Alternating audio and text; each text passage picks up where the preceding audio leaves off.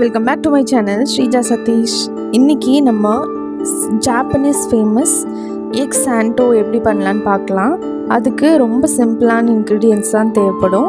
Bread, அப்புறம் boiled X, கொஞ்சம் mayonnaise, salt, pepper, sugar, இதெல்லாம் தான் தேவைப்படும். வாங்க எப்படி பண்ணலான்னு பார்க்கலாம். அதுக்கு ஃபர்ஸ்ட் பாயில்டு எக்ஸ் தனித்தனியாக பிரித்து ஒயிட் பார்ட் தனியாக எடுத்து கட் பண்ணிட்டேன். அதுக்கப்புறமா எல்லோ பார்ட்டை ஸ்மாஷ் பண்ணிக்கலாம். இது எல்லாத்தையும் ஸ்மாஷ் பண்ணதுக்கப்புறமா கொஞ்சம் மயோனஸ் சேர்த்துக்கோங்க. இந்த ரெசிபி நான் எதுலேருந்து பார்த்து இன்ஸ்பயர் ஆனேன்னா, ஒரு யூடியூப் சேனல் தான். அவங்க ஒரு விளாகர், அவங்களோட விளாகில் சொல்லியிருந்தாங்களா. அதை பார்த்ததுக்கப்புறமா எனக்கு ரொம்ப சாப்பிடணும்னு ஆசை இருந்துச்சு. ரொம்ப நாளாக யோசிச்சுட்டே இருந்தேன். கடைசியாக ஃபைனலி நான் இன்றைக்கி ட்ரை பண்ணிட்டேன். இதில் சால்ட் அப்புறம் பெப்பர் அதையும் சேர்த்து நல்லா கலந்து விட்டுக்கோங்க. சுகர் கொஞ்சம் சேர்த்துட்டு நல்லா மிக்ஸ் பண்ணிக்கோங்க. இதில் லைட்டாக பால் ஊற்றணும். நான் கொஞ்சம் எக்ஸ்ட்ராவே ஊற்றிருக்கேன்.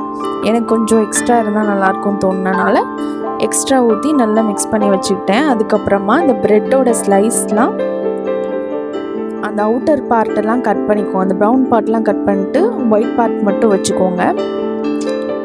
இதில் பட்டர் சேர்த்துட்டு நம்ம இந்த மிக்சரையும் சேர்த்து சாண்ட்விச் மாதிரி அரேஞ்ச் பண்ணிக்கலாம். அவ்வளோதான், ரொம்ப சிம்பிளான ஒரு ப்ரிப்பரேஷன்.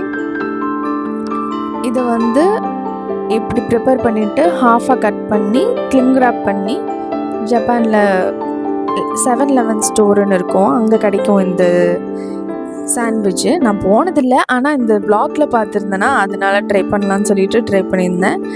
ரொம்ப சூப்பராக இருந்துச்சு டேஸ்ட்டு. பாயில்டு எக்காக இருக்குமே எப்படி இருக்கும்னு யோசித்தேன்.